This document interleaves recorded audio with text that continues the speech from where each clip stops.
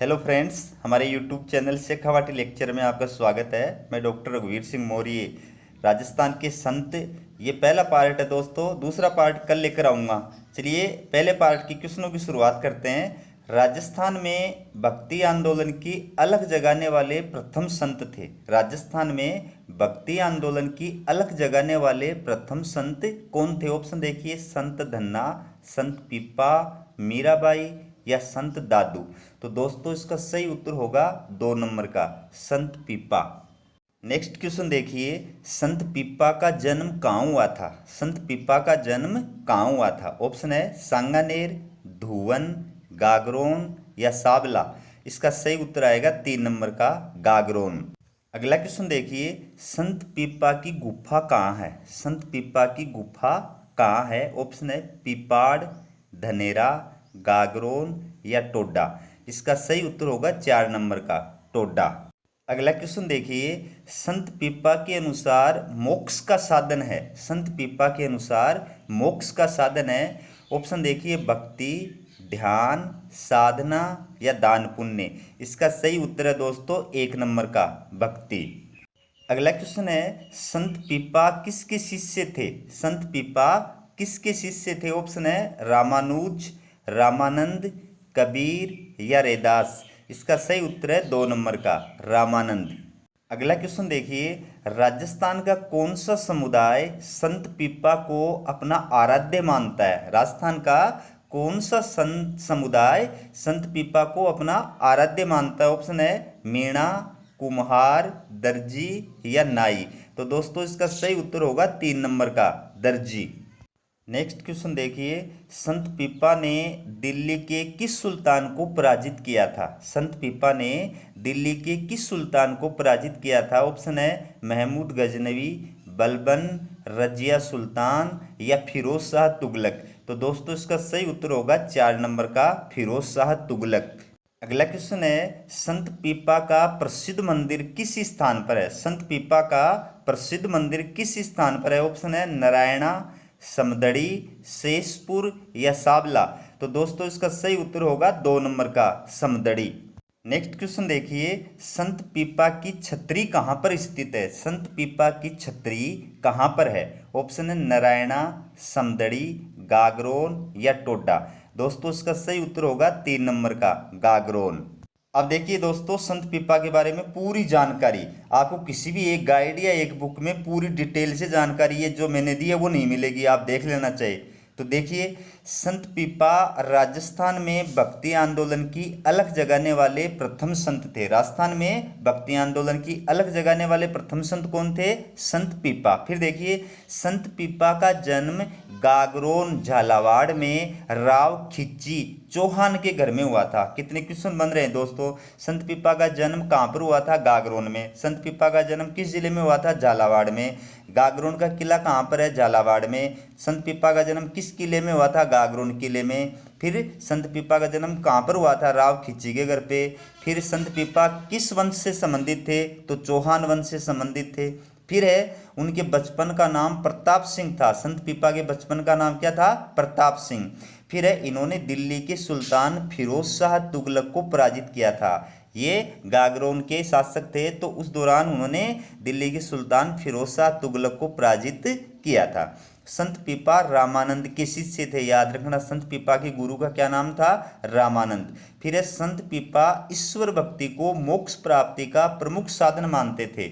ईश्वर भक्ति को मोक्ष प्राप्ति का प्रमुख साधन कौन सा संत मानते थे? संत पीपा। इसके बाद देखिए, संत पीपा को दर्जी समुदाय अपना आराध्य देव मानता है। संत पीपा किस समुदाय के आराध्य देव थे? दर्जी समुदाय के।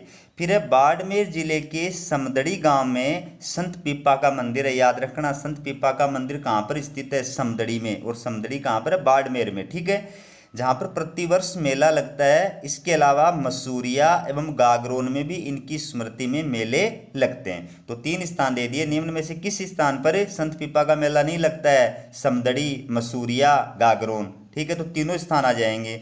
फिर है संत पीपा की गुफा टोडा गांव टोंक में, याद रखना, बहुत इंपॉर्टेंट क्वेश्चन है। संत पीपा की गुफा कहाँ पर है? टोडा गांव में। और टोडा गांव कहाँ है? टोंक में।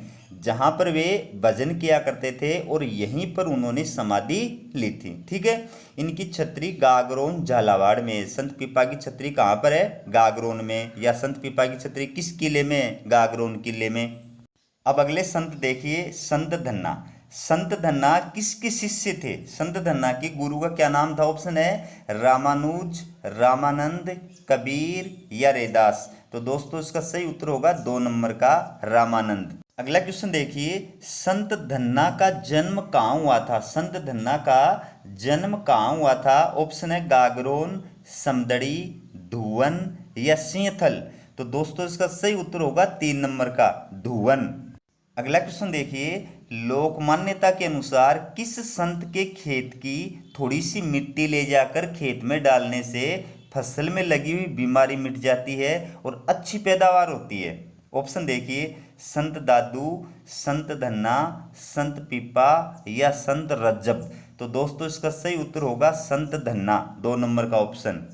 अगला क्वेश्चन देखिए, किस संत के बारे में प्रसिद्ध है कि उन्होंने हठपूर्वक भगवान की मूर्ति को भोजन करवाया था? किस संत के बारे में प्रसिद्ध है कि उन्होंने हठपूर्वक भगवान की मूर्ति को भोजन करवाया था? ऑप्शन देखिए, संत दादू, संत धन्ना, संत पीपा या संत रज्जब। दोस्तों इसका सही उत्तर होगा 2 नंबर का ऑप्शन, संत धन्ना। अब देखिए, संत धन्ना के बारे में पूरी जानकारी मैंने यहाँ पर प्रदान की है। देखिए, संत धन्ना राजस्थान के प्रथम संत थे जिन्होंने राजस्थान के धार्मिक जीवन को नया मोड़ दिया था। याद रखना, संत धन्ना राजस्थान के ऐसे प्रथम संत थे जिन्होंने राजस्थान के धार्मिक जीवन को नया मोड़ दिया था। इनका जन्म टोंक के निकट धुवन ग्राम में एक जाट परिवार में हुआ था। याद रखना, टोंक के निकट धुवन ग्राम में, और किस परिवार में? जाट परिवार में हुआ था। फिर है, संत धन्ना रामानंद के शिष्य थे। संत धन्ना के गुरु का क्या नाम था? रामानंद। इन्होंने गुरु भक्ति का महत्व प्रतिपादित किया तथा जाति पाति का विरोध किया। फिर है, इनके बारे में प्रसिद्ध है कि इन्होंने हठपूर्वक भगवान की मूर्ति को भोजन करवाया था। ठीक है, ऐसी लोक मान्यता है कि धन्ना भक्त के खेत की थोड़ी मिट्टी ले जाकर खेत में डालने से बीमारी मिट जाती है और पैदावार अच्छी होती है। अब नेक्स्ट संत का क्वेश्चन देखिए, संत दादू। देखिए, दादू पंथ की स्थापना किसने की थी? दादू पंथ की स्थापना किसने की थी? ऑप्शन है संत दादू ने, संत कबीर ने, संत रैदास ने या संत धन्ना ने। तो इसका उत्तर आपको पता है, 1 नंबर का संत दादू ने।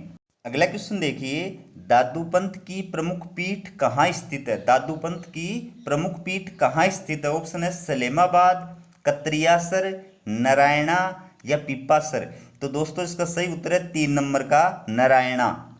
अगला क्वेश्चन देखिए, ऐसे संत जिनकी जन्मभूमि गुजरात थी लेकिन उन्होंने अपनी कर्म भूमि राजस्थान को बनाया। याद रखना, ऐसे संत जिनकी जन्मभूमि गुजरात थी लेकिन उन्होंने अपनी कर्म भूमि राजस्थान को बनाया। ऑप्शन है संत धन्ना, संत पीपा, संत दादू या संत जाम्बोजी। दोस्तों इसका सही उत्तर है 3 नंबर का संत दादू। अगला क्वेश्चन देखिए, संत दादू के गुरु कौन थे? संत दादू के गुरु कौन थे? ऑप्शन है रामानंद, कबीर, बुढ़न या रैदास। तो दोस्तों इसका सही उत्तर होगा 3 नंबर का बुढ़न।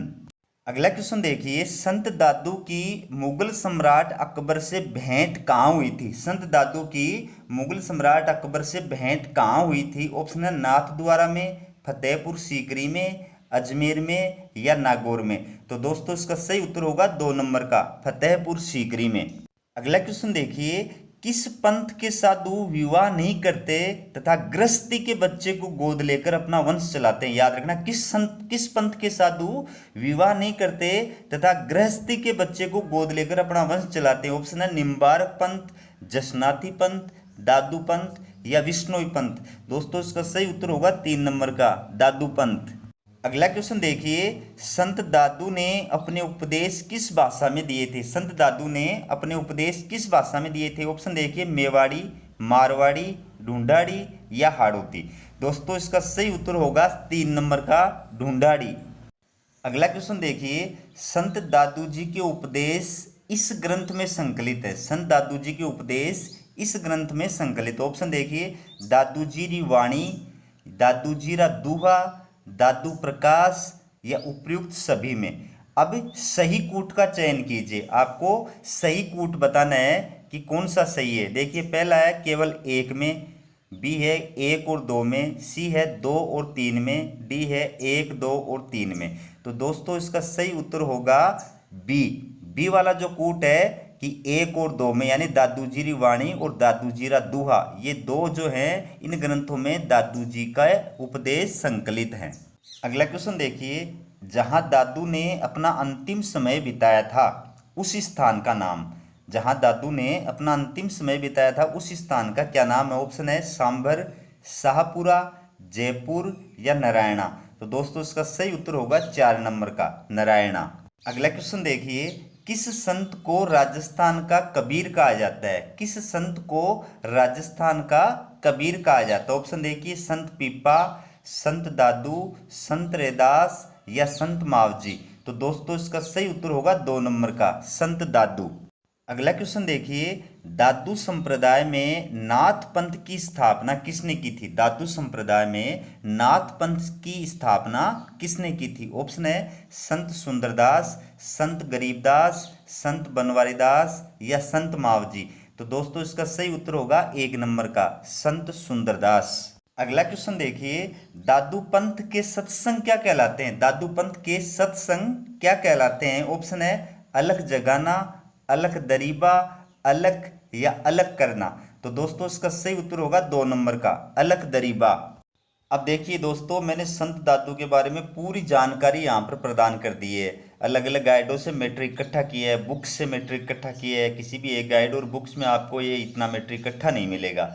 चलिए शुरुआत करते हैं। संत दादू का जन्म अहमदाबाद गुजरात में विक्रम संवत 1601 यानी 1544 ईस्वी को हुआ था। याद रखना चित्र है। संत दादू थे वो राजस्थान के नहीं थे, ये गुजरात के थे और गुजरात के अंदर अहमदाबाद में इनका जन्म हुआ था। तो विक्रम संवत पूछी जाए तो 1601 आएगा और ईस्वी सन पूछी जाए तो 1544 आएगा।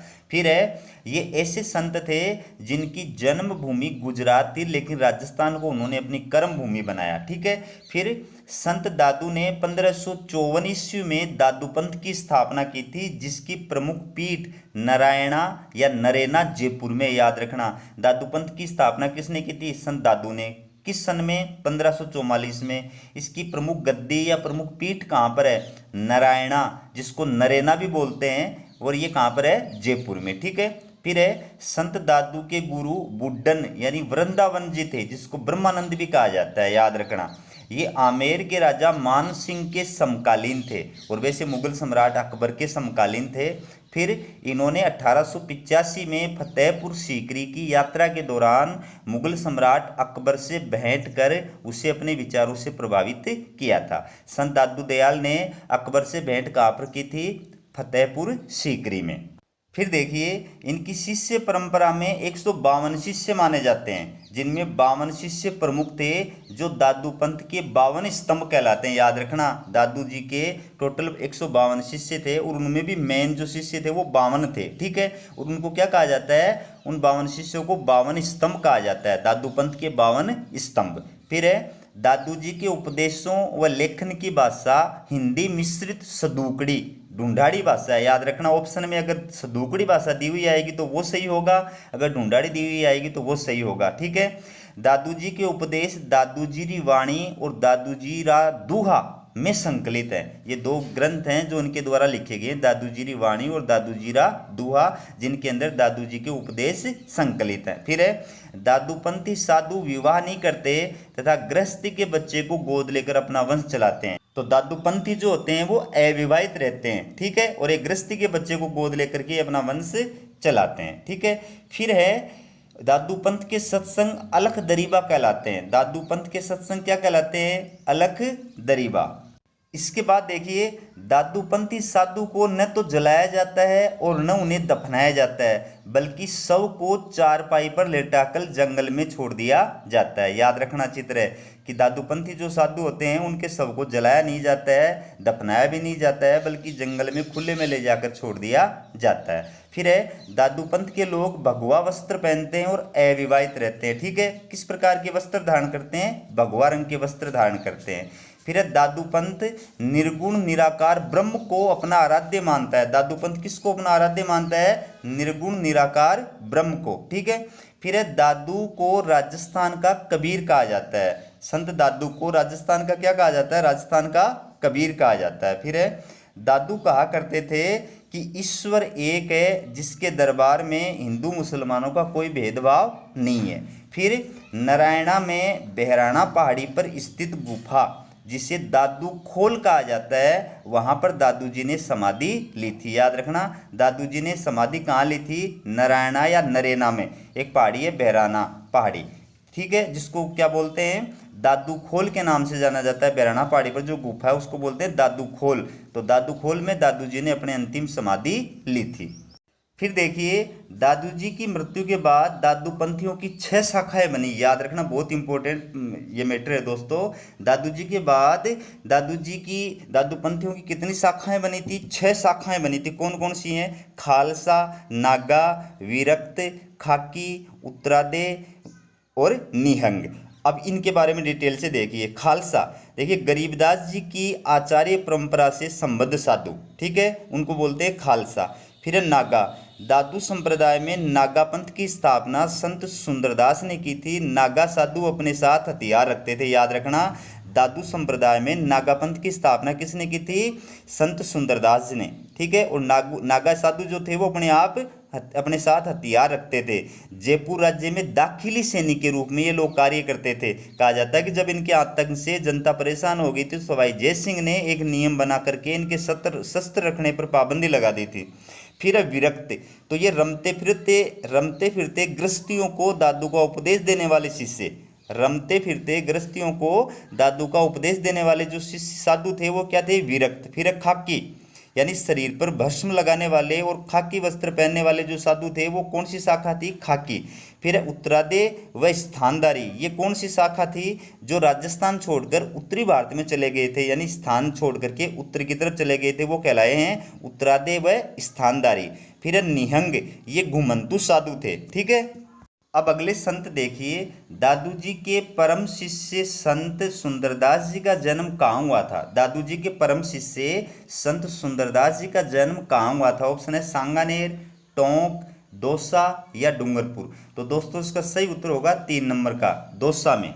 अगला क्वेश्चन देखिए, दादू पंथ में नागा साधु वर्ग प्रारंभ किया था। दादू पंथ में नागा साधु वर्ग प्रारंभ किया था। ऑप्शन देखिए, संत सुंदरदास, संत रजब, संत दास या नवलदास। दोस्तों इसका सही उत्तर है 1 नंबर का, संत सुंदरदास।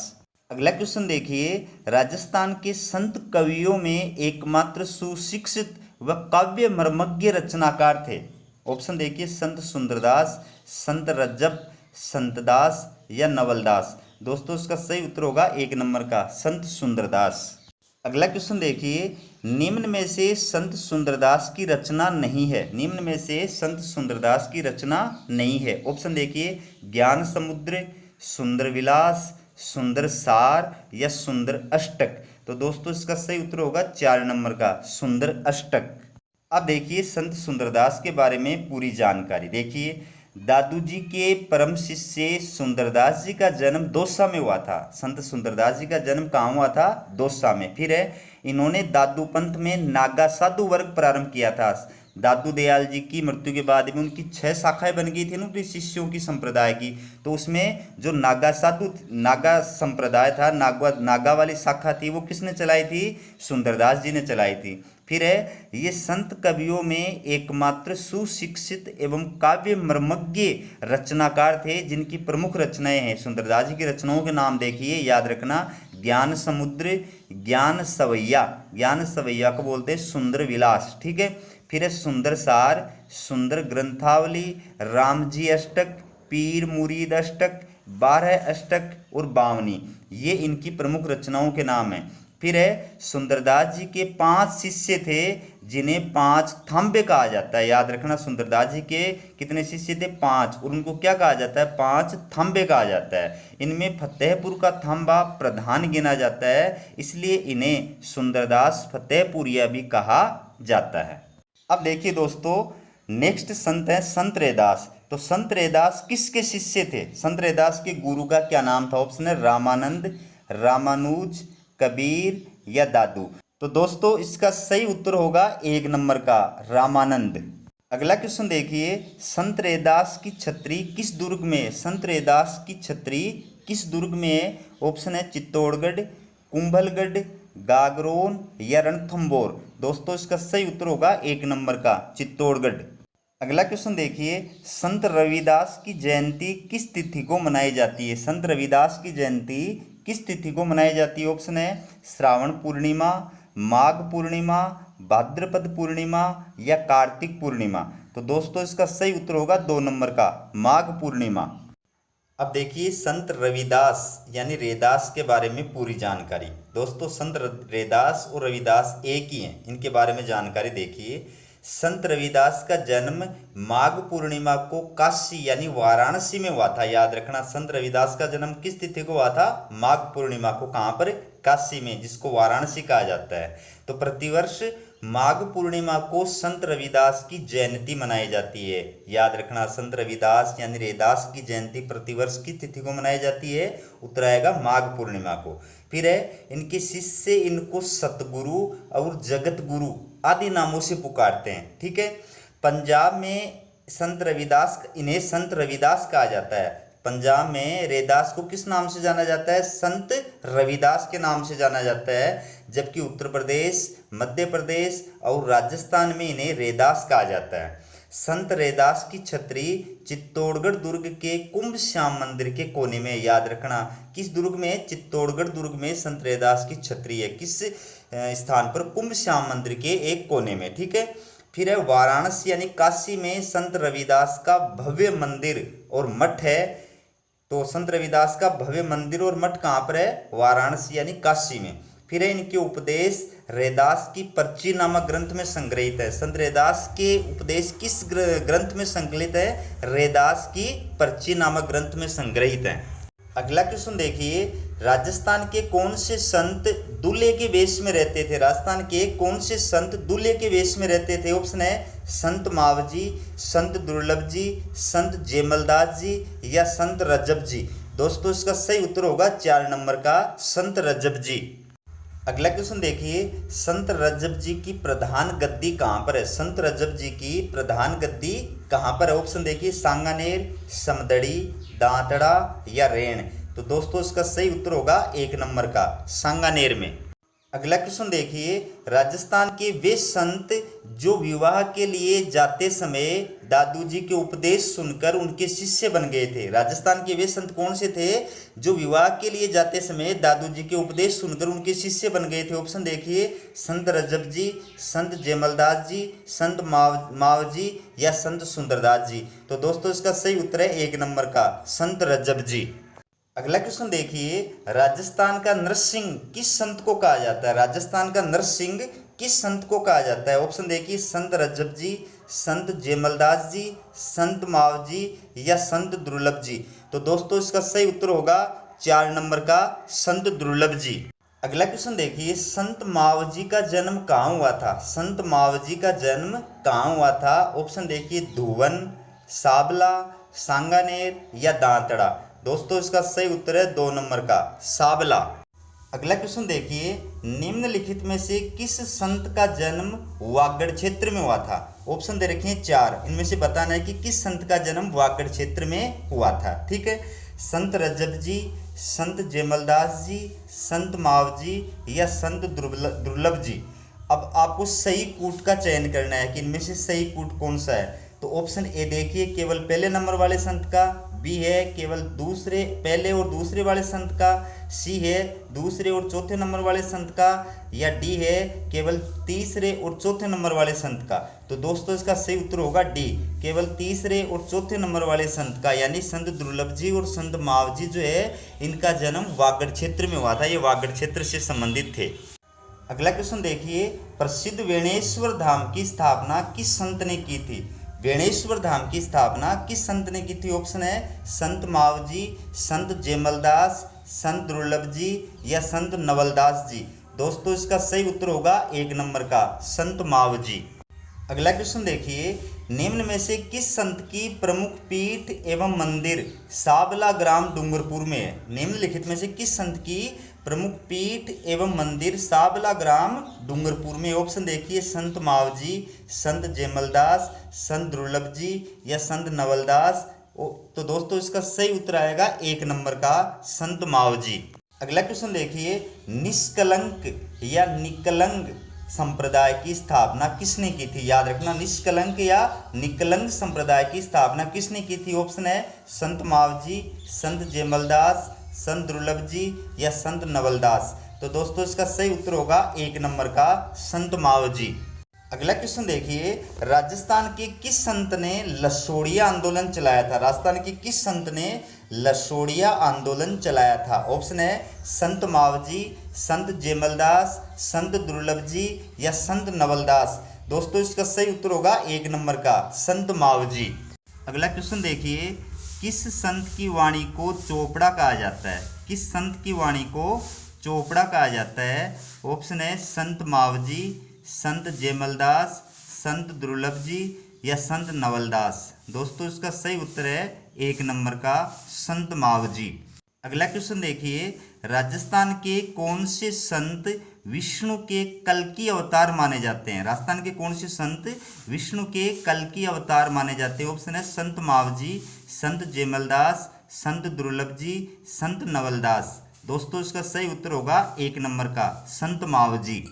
अगला क्वेश्चन देखिए, निष्कलंक संप्रदाय की मुख्य पीठ कहाँ स्थित है? निष्कलंक संप्रदाय की मुख्य पीठ कहाँ स्थित है? ऑप्शन है नरेना, सावला, सिंहथल या खेड़ापा। तो दोस्तों इसका सही उत्तर होगा 2 नंबर का सावला। अगला क्वेश्चन देखिए, किस संप्रदाय में रासलीला का विशेष महत्व है? किस संप्रदाय में रासलीला का विशेष महत्व है? ऑप्शन है रामसनेही संप्रदाय, निरंजनी संप्रदाय, अलखिया संप्रदाय या निष्कलंक संप्रदाय। तो दोस्तों इसका सही उत्तर होगा 4 नंबर का निष्कलंक संप्रदाय। अब देखिए दोस्तों, संत मावजी के बारे में पूरी जानकारी देखिए। संत मावजी वागड़ क्षेत्र के संत माने जाते हैं। याद रखना, संत मावजी वागड़ क्षेत्र के संत माने जाते हैं और इनका जन्म साबला ग्राम डूंगरपुर में हुआ था। संत मावजी का जन्म कहाँ हुआ था? साबला ग्राम डूंगरपुर में। फिर है सोम, माही, जाखम नदियों के त्रिवेणी संगम पर स्थित बेणेश्वर धाम की स्थापना संत मावजी ने करवाई थी। बेणेश्वर धाम को आदिवासियों का कुंभ कहा जाता है। दोस्तों बहुत इंपॉर्टेंट लाइनें हैं कि बेणेश्वर धाम कहाँ स्थित है, तो आएगा सोम, माही और जाखम नदियों के त्रिवेणी संगम पर, और वैसे आएगा डूंगरपुर में। ठीक है, और बेणेश्वर धाम का निर्माण किस संत ने करवाया था? संत मावजी ने। फिर है किस धाम को आदिवासियों का कुंभ कहा जाता है? उत्तर आएगा बेणेश्वर धाम को। ठीक है, इनका प्रमुख मंदिर एवं पीठ माही तट पर सांबला गांव में है। संत मावजी की यानी निष्कलंक संप्रदाय की प्रमुख पीठ और मंदिर कहाँ पर है? माही नदी का जो तट है उस पर सांबला गांव में है। ठीक है, जहाँ वे श्री कृष्ण के निष्कल्कि अवतार के रूप में प्रतिष्ठित हैं। ठीक है, इन्होंने आदिवासियों को अंधविश्वास से बचाने तथा छुआछूत को मिटाने के लिए लसोड़िया आंदोलन चलाया था। बहुत इंपॉर्टेंट है, याद रखना। इन्होंने आदिवासियों को अंधविश्वास से बचाने तथा छुआछूत को मिटाने के लिए लसोड़िया आंदोलन चलाया था। लसोड़िया आंदोलन का संबंध किस क्षेत्र से? वागड़ क्षेत्र से है। किस संत से है? संत मावजी से है। फिर देखिए, संत मावजी के पंथ को निष्कलंक संप्रदाय के नाम से जाना जाता है। याद रखना, संत मावजी के पंथ को या संप्रदाय को किस नाम से जाना जाता है? निष्कलंक संप्रदाय के नाम से जाना जाता है। वे विष्णु के कल्कि अवतार माने जाते हैं। संत मावजी को विष्णु का कल्कि अवतार माना जाता है। फिर है डूंगरपुर जिले के साबला ग्राम में निष्कलंक संप्रदाय की मुख्य पीठ है, जहां पर मावजी की चतुर्भुज मूर्ति है। याद रखना, डूंगरपुर जिले के सांबला ग्राम में निष्कलंक संप्रदाय की मुख्य पीठ है, जहां पर मावजी की चतुर्भुज मूर्ति है। ठीक है, इस संप्रदाय के भगत सफेद वस्त्र धारण करते हैं, मस्तक पर चंदन का टीका लगाते हैं तथा गले में तुलसी की माला पहनते हैं और आपस में अभिवादन के लिए जय महाराज शब्द का प्रयोग करते हैं। एक दूसरे से नमस्कार अभिवादन करने के लिए किस शब्द का प्रयोग करते हैं? जय महाराज शब्द का प्रयोग करते हैं। इनके द्वारा लिखित ग्रंथों को या इनकी वाणी को चोपड़ा कहा जाता है। याद रखना, इस संप्रदाय में रासलीला का बड़ा महत्व है। याद रखना, रासलीला का विशेष महत्व किस संप्रदाय में? निष्कलंक संप्रदाय में। या किस संत ने रासलीला को विशेष महत्व दिया था? तो उत्तर आएगा संत मावजी ने। अगला क्वेश्चन देखिए, गुद्दड़ संप्रदाय किस संत ने चलाया था? गुद्दड़ संप्रदाय किस संत ने चलाया था? उत्तर देखिए, ऑप्शन देखिए, संत संतदास, संत सुंदरदास, संत नवलदास या संत राजाराम। दोस्तों इसका सही उत्तर होगा 1 नंबर का, संत संतदास। दोस्तों मैं आपको ये भी बता दूं कि संत संतदास जो थे वो गूदड़ी से बने हुए कपड़े पहनते थे, इसलिए इस संप्रदाय का नाम हो गया गुद्दड़ संप्रदाय। अगला क्वेश्चन देखिए, गुद्दड़ संप्रदाय की प्रमुख पीठ या गद्दी कहाँ स्थित है? याद रखना, गुद्दड़ संप्रदाय की प्रमुख पीठ या गद्दी कहाँ पर स्थित है? ऑप्शन है खेड़ापा जोधपुर, सिंगथल बीकानेर, गाढ़ा नागौर या दांतड़ा भीलवाड़ा। दोस्तों इसका सही उत्तर होगा 4 नंबर का, दांतड़ा भीलवाड़ा। और आज का लास्ट क्वेश्चन देखिए, किस संप्रदाय ने विश्नोई संप्रदाय की तरह हरे वृक्षों को नहीं काटने और अधिकाधिक वृक्षारोपण करने का उपदेश दिया था? याद रखना, किस संप्रदाय ने विश्नोई संप्रदाय की तरह हरे वृक्षों को नहीं काटने और अधिकाधिक वृक्षारोपण करने का उपदेश दिया था? ऑप्शन देखिए, गुद्दड़ संप्रदाय, नवल संप्रदाय, राजाराम संप्रदाय या अलखिया संप्रदाय। तो दोस्तों इसका सही उत्तर आएगा राजाराम संप्रदाय। दोस्तों हमारा ये वीडियो आपको कैसा लगा कमेंट करके जरूर बताएं। अगर वीडियो पसंद आए तो ज़्यादा से ज़्यादा शेयर करें ताकि बाकी विद्यार्थियों तक भी मेरा वीडियो पहुंच सके, उनको भी इसका फ़ायदा हो सके, प्लस मेरे को भी मोटिवेशन मिल सके। दोस्तों आप इसका दूसरा भाग भी जो है कल देख लेंगे, तो दोनों भाग अगर आप अच्छी तरह देख लेंगे तो आपका राजस्थान के संत और संप्रदाय वाला टॉपिक बिल्कुल क्लियर हो जाएगा। अगर चैनल को सब्सक्राइब नहीं किया तो चैनल को सब्सक्राइब जरूर करें। वीडियो देखने के लिए बहुत बहुत धन्यवाद।